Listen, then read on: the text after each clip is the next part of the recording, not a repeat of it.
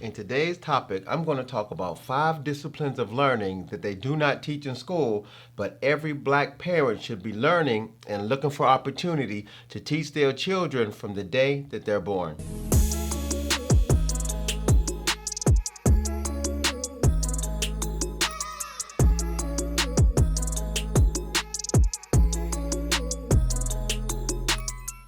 Now imagine if we knew and taught our children these next 5 disciplines of learning today. What would they know by the time that they're 18 years old? Let's dive into it. Number 1, personal development. The most important one in my opinion. I guess because that's kind of my wheelhouse. So what is personal development? Personal development refers to a set of activities that one can engage in for the purpose of enhancing self-knowledge and identity. It involves your potential development, creating positive relationships, as well as goal setting and goal achievement, improving your quality of life, and last but not least, playing a role towards the manifestation of your own aspirations and your dreams.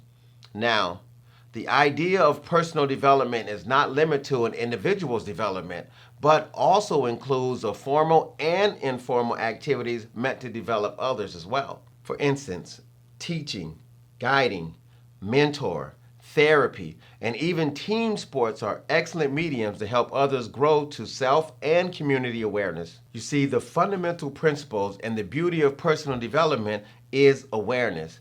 I personally believe that awareness and education, the act and ability of teaching knowledge to others and receiving knowledge from someone else, are the keys to transformation. The discipline of personal development combines these two schools of thought so that now we end up with self-awareness.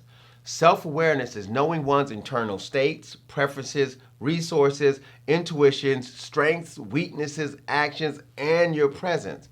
The biggest reason why self-awareness is so important is because that it allows you to be in control of yourself and your circumstances, your mindset, and then to turn that into something positive despite what might be going on around you or what happened to you inside your life. Now, I know for some people this may seem a lot, but imagine if we were taught personal development from the time that we were able to speak. What would we be able to do with this type of information by the time that we were 18 or 25 years of age? You see, I'm obsessed with personal development because it helped me to completely change my life around only 12 years ago. Listen, 12 years ago, I had no connections. I had no money. I worked a minimum wage fast food job at Kentucky Fried Chicken. And on top of that, my self-esteem was in the dumps. And now, 12 years later, I'm not only doing real good for myself and I'm happy, but I'm also helping others be able to achieve this type of success as well. Now, imagine if I learned this type of personal development stuff 40 years ago. What would I be doing now? Number 2, goal setting and goal achievement. The classic goal setting definition boils down to the process of identifying something you want to accomplish and then establishing measurable objectives and time frames to help you achieve it. You see, goal setting is vital because it helps you to decide and focus on what's really important to you. Side note, this is another reason why personal development is so critical for us as black people to achieve our desires, because it's going to be very difficult for you to create goals that are really important to you if you do not have a true understanding of who you are for yourself. Effective goal setting also lets you measure your progress, overcome procrastination, and visualize your dreams. If you don't know what you want to accomplish, how can you create a plan to help you get there? You see, most of us do not really get the complete picture that it requires to do amazing things inside of our life. Listen, it requires more than hope, wishing, and prayer. Now, I'm not saying that these things are not important because hope, wishing, and prayer really help me, But it was when I channeled these energy forms of transformation into action forms of manifestation that I started to really achieve amazing results inside my life. You see, I learned to follow the right processes, then turn these processes into habits. You see, habits are a function of the body, and that's a function of the nervous system. And when you understand these things, you can start to do amazing things. Imagine if we kind of knew this from the day we started talking till we were 18 years old.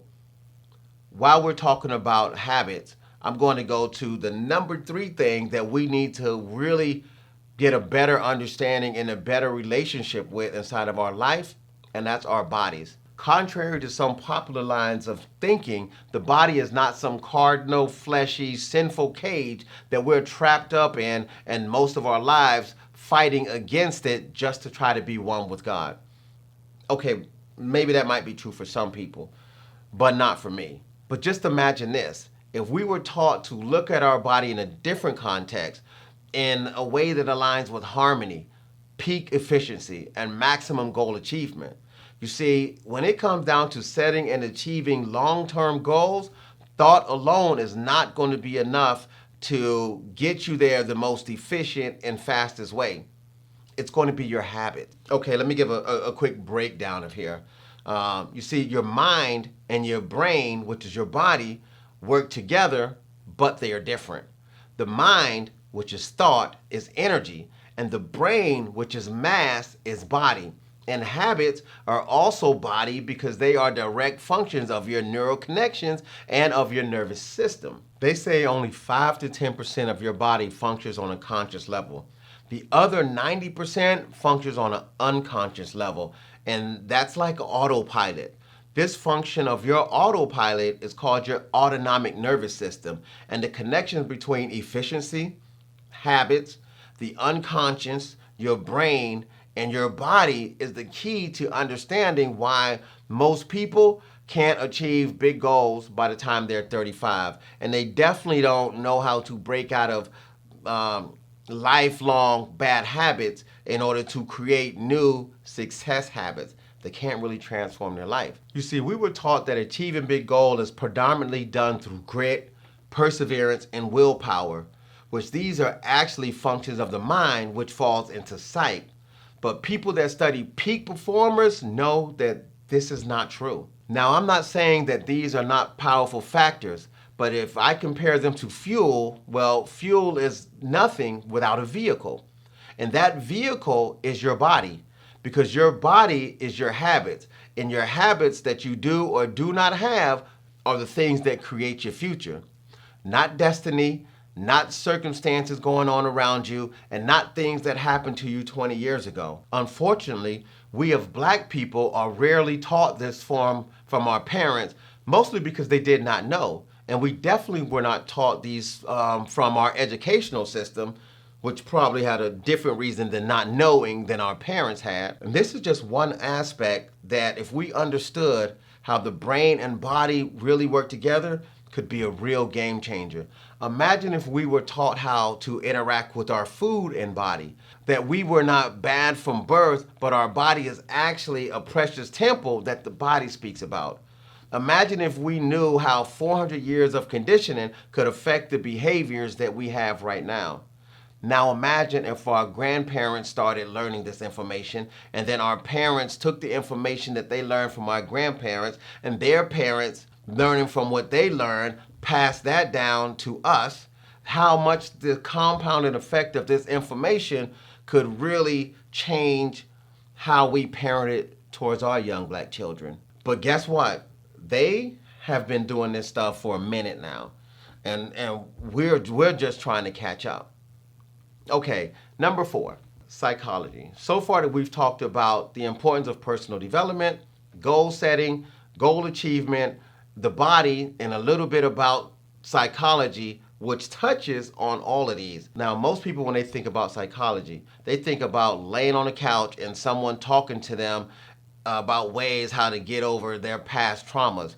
And though this field of analytical psychology is a thing, it's just a small field of what psychology actually does. Psychology merges the brain and the mind and the people around you into several disciplines to try to explain how human behavior and human potential actually works.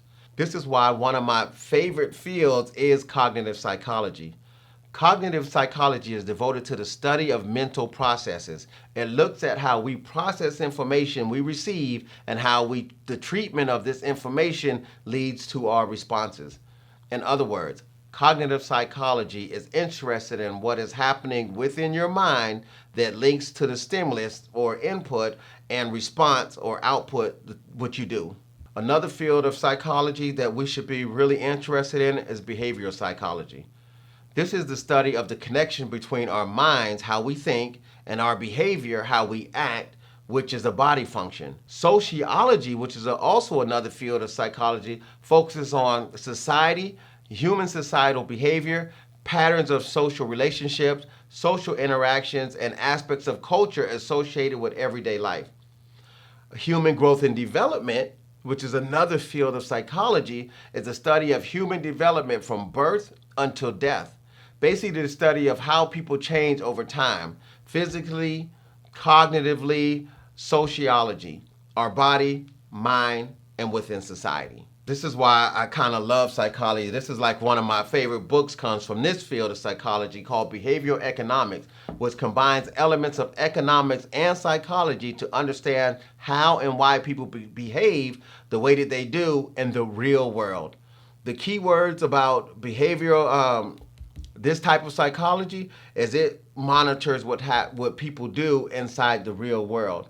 Now, these are only 5 fields of psychology that if we were taught and studied from kindergarten through the 12th grade, we could unleash a whole world of black potential. And like I say before, right now, hearing a lot of this stuff, if you're new to it, in small chunks, in a small time frame, is a lot. This is why it's so critical that we start learning this stuff now and passing it down to our children. And while we're talking about economics, this is a nice time to get to the 5th principle that I'm talking about, or the 5th learning discipline that we should be teaching ourselves and our children as early as possible. And this is the field of economics and finances. See, some people believe that these are the same thing, but although economics and finances are interrelated, they are different from each other.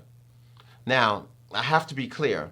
I am not an economist and I'm definitely not a financial guru. But remember what I was saying earlier in this video about getting good information, but getting it in the wrong order. I'm pretty sure you've heard the saying that the devil is often in the details and that there is power inside words. So knowing the right words is key to helping you ask the right questions. And then when you ask the right questions, it will save you a lot of time and energy when it comes to getting the right answers. Okay, so what's the difference between economics and finances? Economics is more about the big picture or the general questions about human behavior around the allocation of real resources, while finances is more about the techniques and tools used to manage money. So the goal here is to understand that economics is about pulling together and allocating resources to the right places, as well as removing resources from the wrong places, economics, and the understanding of having a good relationship with money is finances. Like I said before, finances is definitely not my wheelhouse. Even though I'm actually good at making money, I still have a lot to learn. Like I said before, I have nowhere near all the answers required to help us as black people rise to the level of who we truly are. But I do know 2 pathways that has worked for me, and that is awareness and education. That is why it is the mission of the Black Men's Health to create a platform of awareness and education to help other black people break the chains of their past and unlock the doors to their future. By providing a resource community of mentors, positive role models, and guides that have been there, done that, and made their way out of it. But like I was saying before, this is not something that I can do on my own. This is why I'm trying to grow this channel to 1 million people using all the resources that we have as black people to really be able to break the chains of our past and unlock the doors to our future.